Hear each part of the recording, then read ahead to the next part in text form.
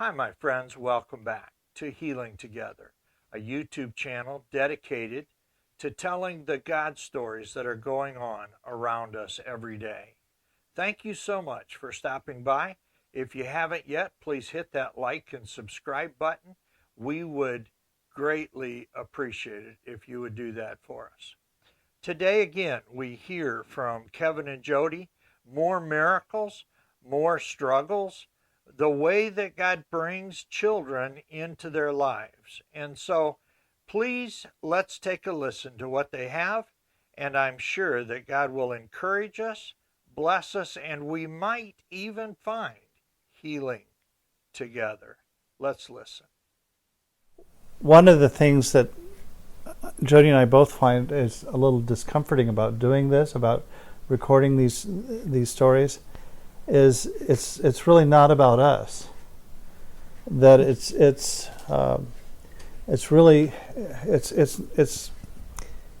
God, how God led us, and then what He did to bring us through all of that. It really goes back to that whole Isaiah 6 thing where God says, well, who will I send? Who will go for us? Yes. And we learned that very early on, to be willing to raise our hands and say, here I am, send me. Mm-hmm. And that's really what a lot of this has to do with. We've had a number of people through the years who have said things like, I've heard all about you. You guys are really, pretty impressive. And we've heard it on both sides, actually. But sure.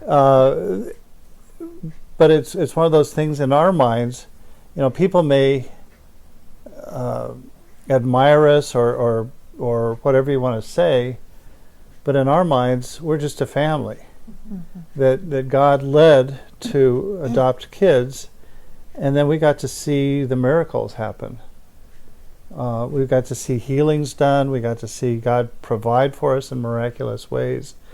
We got to see how He literally melded a family of many different races together, and learned to love each other and to care for each other, and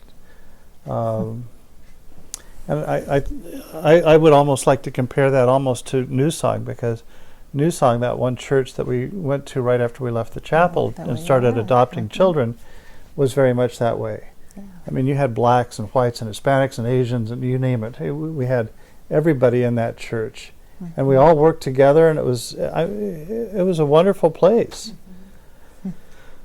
It's not that it didn't have its problems, but it was a wonderful church, and there's just a lot to be said for. I mentioned in the last video about Donnie and his, he was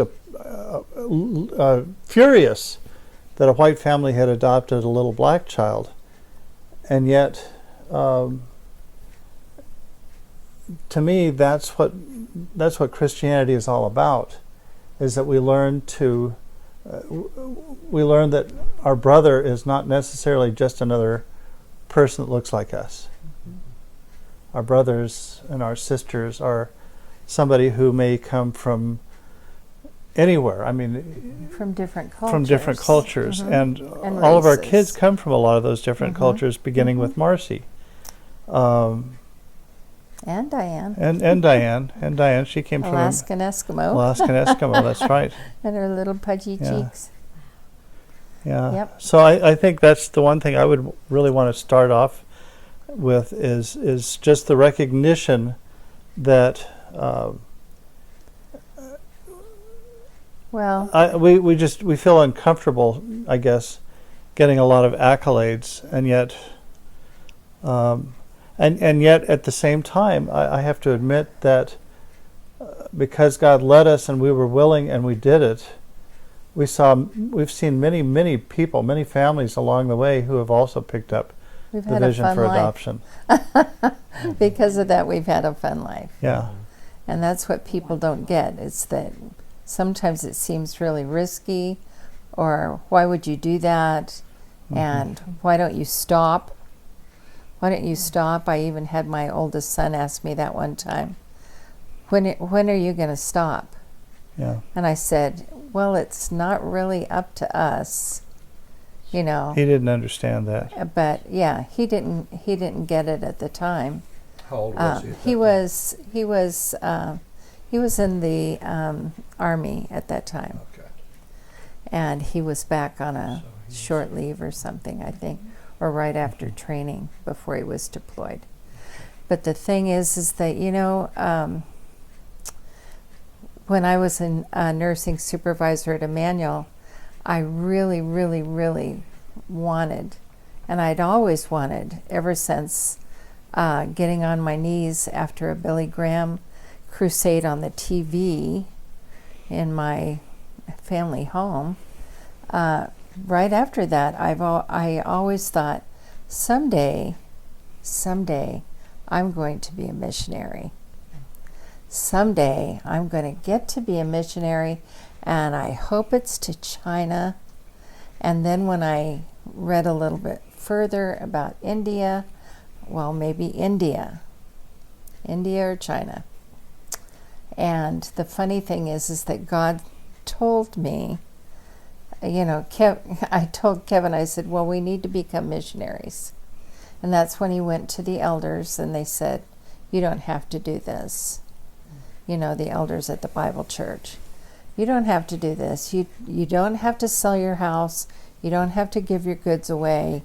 You don't have to do all this. It's okay to have a mortgage. It's okay to have payment on your car, blah, blah, blah, blah. It's okay to raise your children for the Lord. And okay. But then right after that, I was driving to work one night in the afternoon, actually 3:30 or 3 o'clock, driving to work, and lo and behold, on the Christian radio station was someone talking about how God does things in order, and that He's put our husbands over us, and that we are to pay attention to what God is telling them. And then it was just like the Lord said, see, I've told him, you're not going to be missionaries to go, but I'll bring the mission field to you. Amen. Amen. I'll bring it to you. And that's what He's done. Mm-hmm. So you don't have to drive off and go places. And the thing that has always bothered Kevin and I a lot, the international kids that we've taken in, the kids from other countries, God called us to do that. We didn't go actually and seek them out. I guess maybe you might say that we did for Marcy, but we were asked to do that. Okay? But the reality is that a lot of people go and seek, well, we're going to look at a book and we're going to adopt a kid from China. We're going to adopt somebody from Russia, you know, that kind of thing, or from India. And the reality of that is that we always tell people, who's in your backyard? Who's down the street? Do you realize how many foster kids there are right around you? And you don't even know who they are. You don't even know who they are or how their heart is breaking to have somebody to be their permanent parent. I want a mom. I want a dad. I want a family. One of my clients was Western Seminary up in Portland. And Dr. Rodmacher, who was the president of the school, it's a long story and I don't need to go into it, but I photographed him on numerous occasions, and he and I got to know each other pretty well. And he would invite me into discussion groups from time to time. And this is a quote I wanted to read to you because it kind of reflects what kind of came out of those discussion groups of seminary students. This is from the devotional. I quote from an email I came across that was sent to me. This is what he says. Honestly, I must confess that I have found myself scratching my head at the reckless leaps of faith that you and your wife continue to take. Truly a walk of faith and not sight. During my college days, what you have been doing all of your adult life is something that a group of us might have discussed and debated into the wee hours of the morning. We might have asked, is what you're doing wise? Is it responsible? Is it the kind of ministry, does this kind of ministry shortchange your biological children of attention and resources that they deserve? Does God expect us to self-sacrifice this like this when there are literally tens of millions of other people in the world with similarly dire needs? And the reason I'm quoting from that is that we got a lot of those kind of responses through the years.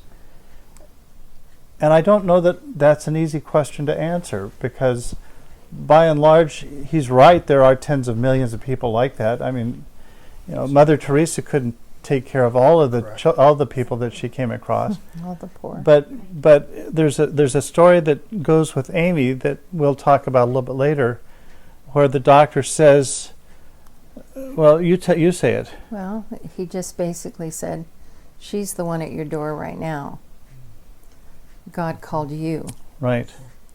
And I was like, yeah, well. And we had 4 kids in diapers at the time. Well, we had Karen and Christopher also. That's right, we did. That's right.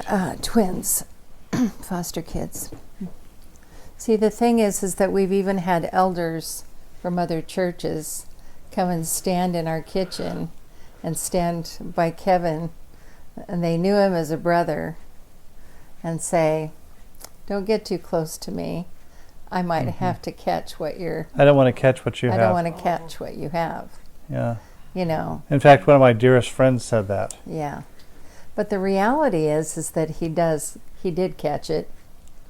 Yeah, he did adopt two God girls. made him catch it. Awesome. But, the thing is that you never know what God's going to do, and how he has brought the mission field to us, Yes. not just with the children, but with other people. Sure. Yeah. Even in coming here Sure. to Indiana Sure. and working in San Antonio with the Chinese Yeah. and people from all over the world. They're UTSA, the international students. We had all of those people in our homes, and And as we get into this, I think the one thing that I would say it was is, fun. and I mentioned this just recently in our men's Bible study, about how I was talking about an Iranian pastor who had been severely persecuted, and how somehow he escaped to the West, and a few years later he said, I really miss those days when I was persecuted. He says, because Jesus was so alive in me at the time. He said, I knew every day, though I was going to face persecution, I knew that Jesus was there and he was going to walk me through it. And he said, and I think that's very true here in the West, is that a lot of times we fail to, we tend to treat our faith in a cerebral way rather than in a life way. Yeah, people don't want to step out of the boat. No. They don't want to step out of the boat. It's too scary. Right. It's a Peter thing, and you're going to go down. I'll But do what I can know- control. I'll do what I can control. What I can control. But you got to learn that when you yell for Jesus, he's right there, Yeah. and he's going to pull you up. And that's the fun part, is to see him rescue you, rescue the kid, do the thing that you couldn't do. You can't do it. Yeah. Well, You you can't even make the paperwork get to the right place at the right time. Yeah. We had that with Marcy from day one. We ended up finding out, and oh, by the way, there's this person who's flying down there, and they could take this paperwork. And it's like, and we needed it there. And it's like, wait a minute, how did that happen? Orchestrates that Yeah. kind of thing. We can't do that. Yeah. Right. Yeah. Right. You just can't. You can't put the puzzle together. It's too much fun when he does it. It's like I mentioned with Marcy. There were 2 other couples that went down to adopt, and they were able to complete the adoptions, but it took them months and months longer, and a whole lot of heartache, and really it took a whole lot of money. And it's not that I begrudge them. I mean, they were able to complete the adoption, but it's very much like, how would I put it? I think the best way of putting this is that the difference is that you go through those kind of struggles with a lot of pent up anger and frustration and all these obstacles that keep popping up. And this is not true of just adoptions. This is true of our whole lives. Right. We will always face at different times obstacles, insurmountable obstacles. And how do you get past these? And why are these people being such turkeys? Yeah. Thank you. Good word, Jody. Why are they doing this to us? And yet, as Christians, we're able to go through those situations, and yeah, we might be frustrated, but we continue to trust the Lord, and Amen. He somehow smooths out ways that shouldn't have been smoothed out. Amen. Well, and we even with Marcy, we were always thinking, how are we going to pay for all of this? You know, the flight down, him losing the time for work, even though he had just finished that big project. And I was like, well, I'm going to sell my piano. Yeah. I'm going to sell my piano that my daddy gave me. And I'm going to take my nursing books, and I'm going to take them to the university and sell those. And I'm going to sell this and this. And every time you think that you're sacrificing something for any purpose, it's so amazing. Later, when I wanted a piano for my kids, God brings me a piano. Awesome. You don't have to sit around going, oh, you know, what I have to give up, what I have to do, what I have to pay for that kid. And it's like Amy Carmichael used to say when she was rescuing those 700 kids from the Hindu temples. There's early on, they different times they were asked for money for those kids, and she finally got it through her head that God was telling her it's okay to pay. It's okay to pay because they're worth it.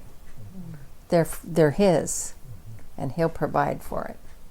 And we never had to pay. It was like, Yeah. We never had to pay. No, we didn't have to pay a bribe, but we did have to pay for all these other things. Adoptions and medical expenses and all sorts of things. So yeah. But You just said it's worth it. it's worth it. It's worth it. Oh yeah. Yeah. Yeah, people always say, would you do it again? Absolutely. Too much fun. Yeah. I would say exactly the same thing. It was too much fun. Well, that's where we're going to end it for today. That seemed like a good place to take a break, and we'll come back next time to hear more of what Kevin and Jody have for us and what God has done in their lives. It is quite a story. I'm sure that you believe that. I hope that you found some encouragement, and I hope that you can take a little bit of a smile along with you in life because you've listened to that. Don't forget to go to the descriptions box and look at the descriptions to the books and check one out. If you can, if you're able, go ahead and purchase one of those. We would appreciate you supporting Kevin and Jody in that. That would be really great. If you haven't, hit that like button today. If you have not yet subscribed, please do. We would appreciate your involvement in our channel. That really helps us out. Thank you so much for stopping by. I'm praying that you have a blessed day, and we'll give God the glory for all of that. God bless.